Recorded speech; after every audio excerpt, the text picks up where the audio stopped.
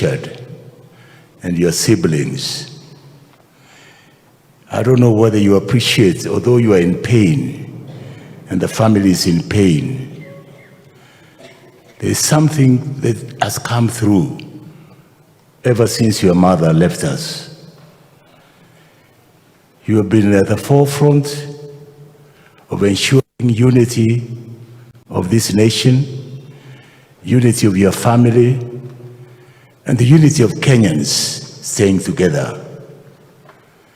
You stood for certain values, and I know your mother from early childhood, I know your father from early childhood, and her brother Charles, and Dr. Kenga. These are friends that I grew up with.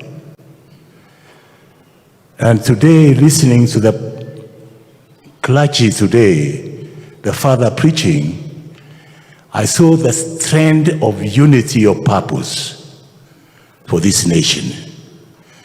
It came out very clearly and in a tangible manner.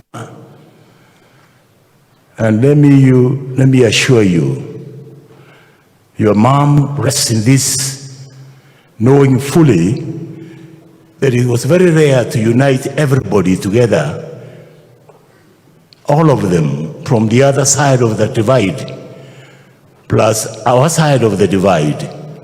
We seem to be going in a different direction together for the unity of this nation. Please remember, the glue that puts together this unity is the passing away of your mother. Let that be a memorial also for all the leadership who are here, that you have a duty to do. You don't have to shy away. I believe in God, and God is able to put us together in the leadership we want to look for in this nation. God bless you all. Because I'm not going to say anything after this, so Mheshimiwa Kibagendi, after the next speaker makes his remarks,